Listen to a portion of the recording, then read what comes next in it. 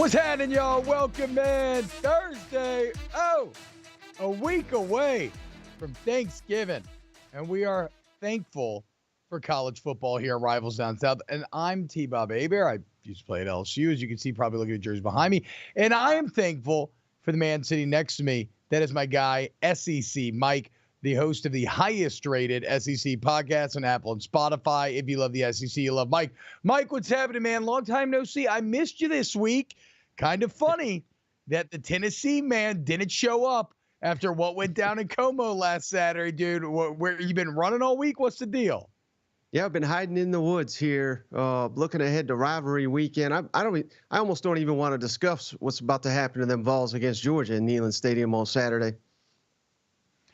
Shout out to Nolan Hawley, first in the chat there, youtube.com/Watch Stadium. And remember, if you want to get your videos featured on the show, you can always go to watchstadium.com/submit. We'll be pushing that harder and harder coming up. Mike, we got a lot to get to today. A bit of a lighter slate this SEC week. And I want to touch on Georgia, Tennessee in a second, but I want to say this first, dude. I cannot wait. Look, there are some negative things about the hostile takeover of college football by television, right? We're going to lose some classic rivalries. We're going to lose a little bit of that quirky magic that probably made college football a bit less like the NFL. One thing I will not miss are middle of November cupcake games. Absolutely disgusted with the SEC slate this weekend. Thank God that we have Georgia, Tennessee, and a couple coaching vacancies to talk about.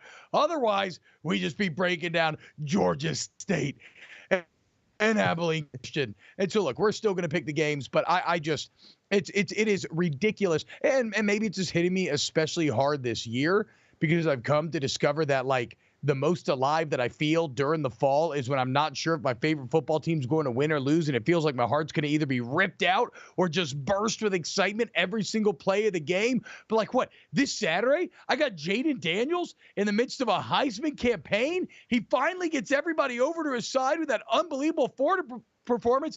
And now, if people want to tune into JD5, they watch him against Georgia State. What in the hell, man? I hate it. I hate it. Perfect opportunity to pad those stats, T-Bob. They're already ridiculous enough. He's number one in the SEC in passing. He's number 3 in rushing. He may be first in both come Saturday night. Well, I mean, that's the kind of insane part about this is honestly, that's goal number 1 for LSU this weekend is pad stats, right? Like try to push Jaden Daniels' Heisman campaign over the top. And you may even have to risk his health a little bit to keep him in there a little longer because, look, when you talk about what means more to the program going forward, a 9-win season's whatever. A Heisman, second in 5 years, that's something you recruit on, something you can carry forward and get more good quarterback play. Speaking of good quarterback play, let's look at the one great matchup we do have this weekend in the SEC, and that is your Tennessee Volunteers playing host to Big Bad Georgia. The red and black mean machine coming to town, coming to Neyland, 100K strong. Gary and Brad on the call, 2:30. One of the final times we're going to get to hear that beautiful bam, ba-da-bam when it comes to this game. Mike, you've been feeling very, very confident about a Tennessee upset for weeks now. Did last week change anything? Yeah, seeing my beloved Vols quit on the field, die with the hopes of an SEC East title on the line. I mean, that was disgraceful. I even had a coach reach out to me, a SEC head coach, and said, what happened? I mean, they literally did not want any part of Cody Schrader. I think most people, you said Cody Schrader to him a couple months ago, they would say, who in the world is that? That's a guy that just went for a school record against the Tennessee's number 1 rushing defense in the SEC. But hey, I got some stats for you here, T-Bob. Tennessee's won 14 in a row at home. I mean, that's pretty strong. Last team to win there, though, was Georgia in 2021. But here's the difference, T-Bob. Tennessee's a different team. At home, they average over 39 points per game. They only allow 12 points per game on defense. That's completely different than on the road. They only average 25 at home on the road, and they allow 27.8 on the road. So this is a completely different team. It's going to be a completely different Saturday. Tennessee shocks the world. Come on. Okay. Look, you know me. I did the same thing before Alabama. I like a little irrational confidence, right? So I'm not even going to fault you for that. Like, you believe this thing with all of your heart and soul, Mike, and you try to will this team to victory. Now, like, I think I probably speak for the majority of the public where we hold these truths to be self-evident. Georgia is clearly the better team. In fact, Georgia feels at this point like the most complete team in the entire nation. If you compare Carson Beck and Joe Milton, well, there's just no comparison. I mean, Carson Beck's someone that we could be talking about the number one overall pick in next year's NFL draft, should he return, like the rumors are saying. But I've been thinking a lot about Georgia, Alabama, right? And I'm trying to think, okay, where is Georgia potentially weak? And if you look at this schedule, Mike, I don't know that Carson Beck has dealt with a ton of pressure this year. And that is something that Tennessee has been elite at. Now, maybe it didn't matter in Tennessee, Alabama, because Jalen Milroe can handle it better than anybody in the country. Is that, like, if you had to craft a path for your Vols to pull off the upset, one of the keys is going to be stopping that Georgia offense. How do you see Tennessee potentially getting that done? Yeah, well, unfortunately, T-Bob, I think it's going to have to come by the running game for Tennessee. And, Georgia is not as elite as they have been stopping the run in their past two national championship runs. So there is an avenue to doing that. But unfortunately, Tennessee goes so fast, they don't really chew up the clock, which I think that's kind of the path to beating Georgia is eating up the clock, limiting their possessions, because most people don't want to acknowledge this, but Georgia, their stronger side this year is the offense with Brock Bowers, Carson Beck, and just, they don't really have a standout receiver, but they've got 5 or 6 quality options that they can spread the ball around to. And, Juwan Edwards here, their running back, he's in the top 8, I believe, in SEC in rushing. He's only played about half a year, which gives you an idea of how hot he is. I think you got to keep Georgia's offense off the field, and I just don't know if Tennessee's built to do that. Well, and that's the kind of absurd part about this Georgia team, right? Because when you're talking about a championship team, that's the backdrop you're going to be viewed against. And so we start to quibble at things that for other teams we would celebrate, right? Like I keep hearing about, and it's a legitimate criticism, what you just said. It's like, this Georgia rush defense is not the rush defense of the past. And you look up and they're second in the SEC in rush yards allowed, right? This Georgia defense is a bit more flawed, and they're first in the SEC in scoring. They're first in total defense. The offense is the stronger side of the ball. Carson Beck's coming on. Like Nolan Hawley says, Beck is a number 1 pick. Stetson was a 4th rounder, and he has 2 rings. What does Beck have that's much better than him? Carson Beck just has way more natural talent. And the NFL loves one thing. They love giant white quarterbacks. And I know Carson Beck looks kind of skinny, maybe at a glance, but he's not. He's like 6'5". I think he's around 230. I mean, the lower body, especially, the boy's thick. Mike, last thought on this game. Dolly Parton going to be in the stands cheering on the Vols. Do you think Dolly can bring the magic this weekend? Yeah, and I'll be there with Dolly. This is the one game I'm attending this year. So with me, with Dolly, that's enough to push Tennessee over the edge and only lose by probably 20 points. Look, there you go. Get your bets in now. It would be absolutely wild if last year's Tennessee team got dominated in the fashion they did and this year's Tennessee team somehow found a way. I'll be watching, Mike, and I'll be cheering for your Vols too. So me, you, and Dolly, maybe we can get this thing done. Speaking of done, few coaches done in the SEC. Of course, Zach Arnett, after the just unreal masterclass in crashing a program that he pulled off in Starkville this year, is out. We all know that Jimbo Fisher's out as well. And as we discussed the other day, even though I've seen some, Jamie Chadwell from Liberty. This is a man who had an incredible record at Coastal Carolina. He's taken that over to Liberty. As soon as he gets to Liberty, Caden Salter goes from being a nobody to now a top 5 rated quarterback in the entire country. So 26 touchdowns to 4 picks. Look, I'm a firm believer, Mike, that if you are going to win at a place like Starkville, where you are never going to be able to get the talent of some of your peers, what do you have to do? You have to create schematic advantages, okay? That's why Mike Leach worked, because he ran the air raid, something that allows you to punch up to make up for a lot of time. That's the insanity of Zach Arnett.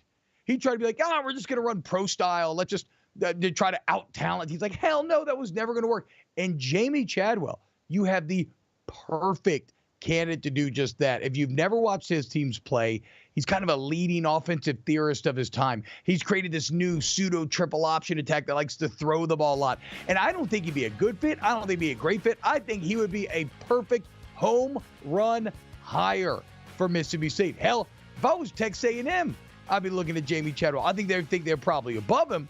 But if Mississippi State can pull this off, then I think Bulldogs fans should be ecstatic that they went through a year of Zach Arnett to get here.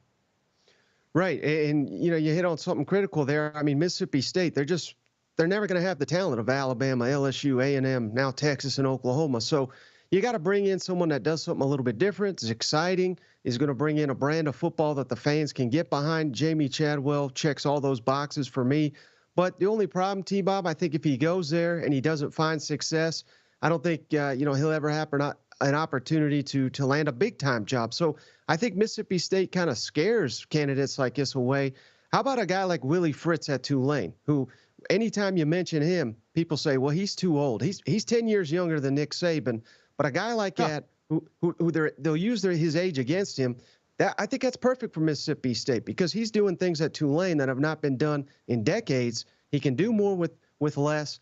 And he's just an outstanding football coach. You have to be able to out-scheme people at Mississippi State. You couldn't go wrong with Jamie Chadwell. I think Willie Fritz is another name to watch.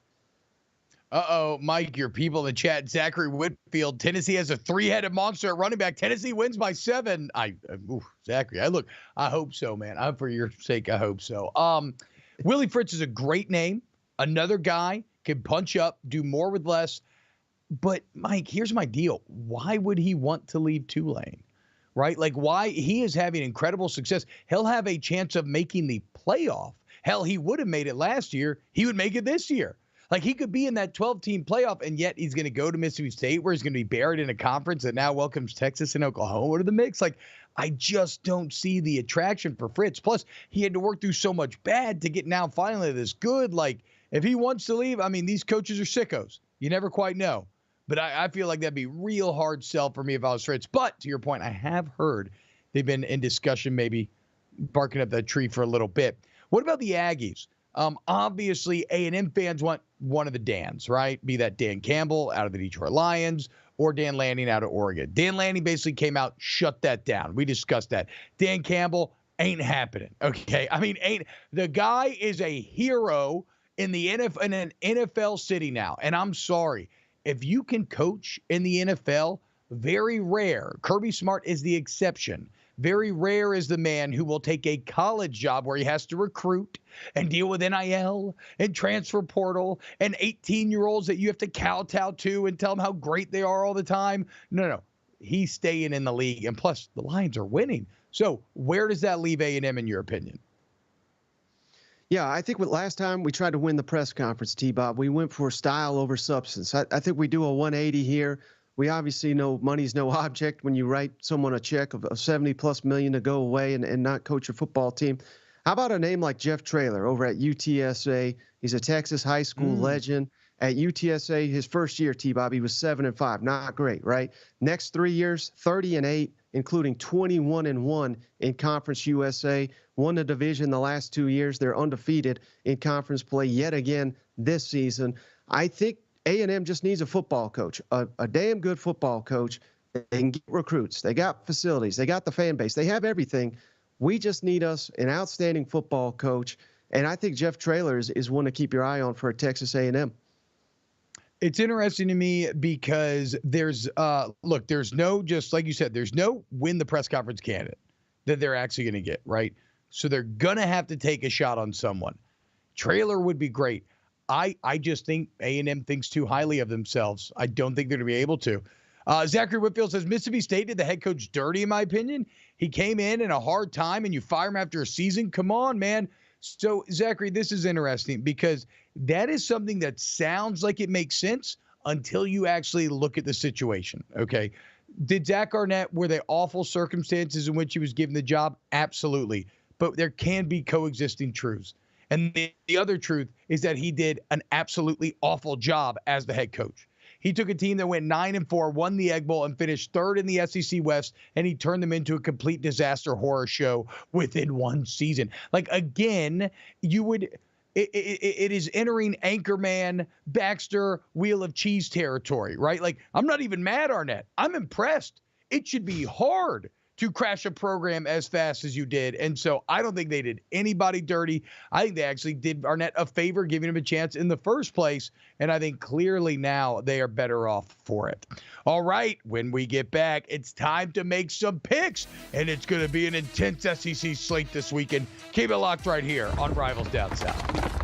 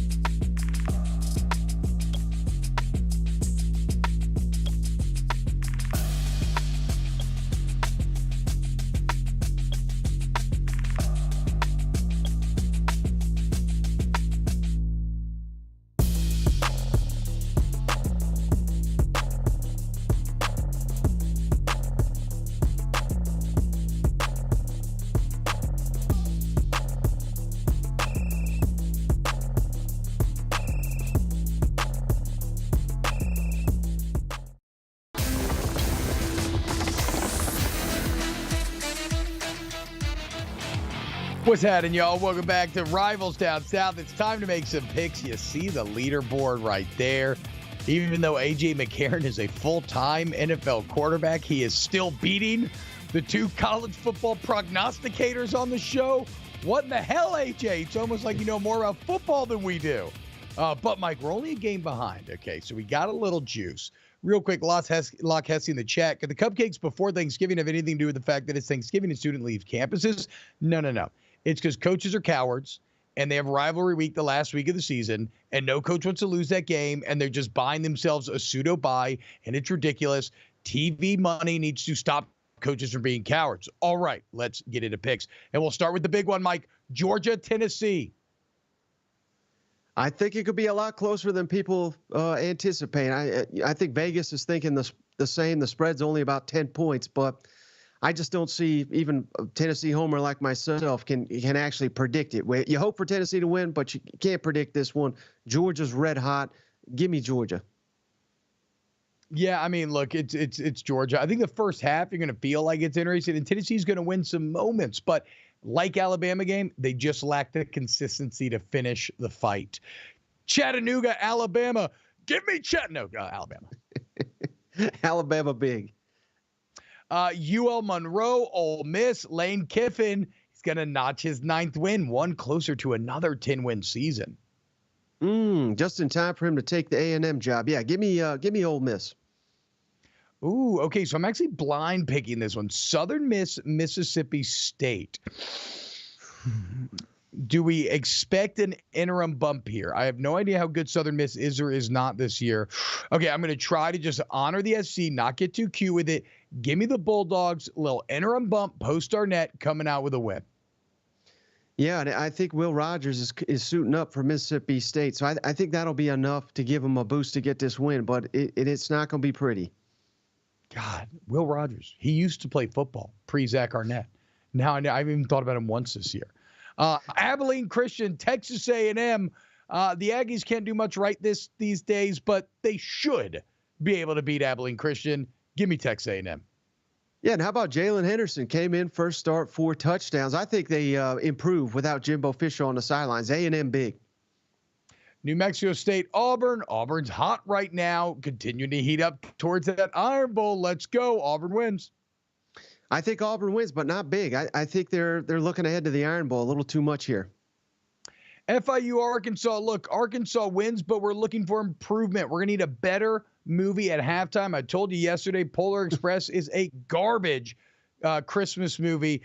Maybe a little Family Stone, something to tug at the heartstrings. If Arkansas doesn't win and win big, we got to let go. I'm a big fan of Sam Pittman, but we got to let him go after this one. Give me Arkansas big. Kentucky, South Carolina, one of the only other interesting games of the weekend. You know me, I am kind of Mark Stoops hater number one, but I still feel Kentucky should get this win. Give me the Wildcats. Yeah, the battle for the sunglasses. That was the troll last year. Mark Stoops, Shane Beamer, not big fans of one another. South Carolina, Spencer Rattler and Xavier Legette, 2 of the best players at their position in the SEC this year. But that's about all they got. So I like Kentucky, just like you, T-Bob. Go on the road, get a rare road win for Mark Stoops. Yeah. Well, don't worry. South Carolina's going to finish with the ring record. So, of course, they can beat that team. LSU, Georgia State. LSU, again, just hoping that Jaden continues Heisman. And then finally, Mike, Florida and Mizzou. Sorry, Billy. You ain't getting it done, especially not in Como. Give me the top 10 Tigers. Yeah. Billy Napier, 2-9 away from the swamp. He's about to be 2-10. Give me Mizzou big here. Still to come. Could another Manning be making his way to the SEC? Discuss next here on Rivals Down South.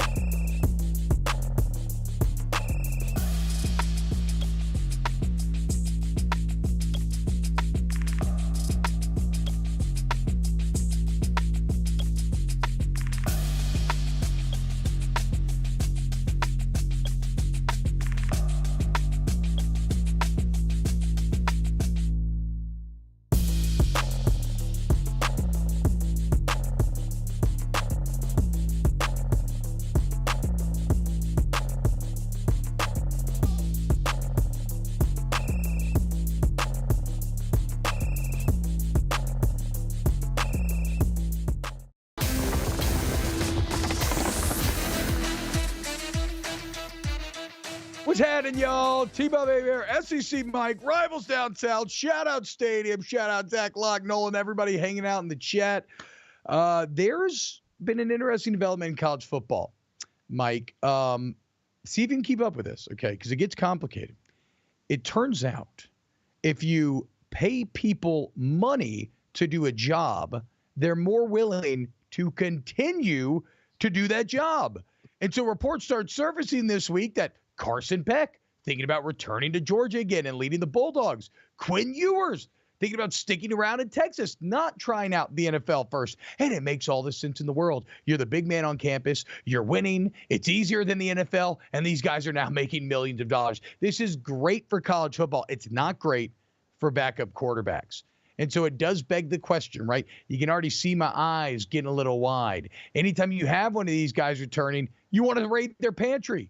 You want to go sneak in. Hey, talk to their backup quarterbacks. Hey, boo, look, man, they don't appreciate you like I would. And that's what I need. The LSU Tigers, I need to be sliding into Arch Manning's DMs. I mean, Arch, they're playing Malik Murphy in front of you, okay?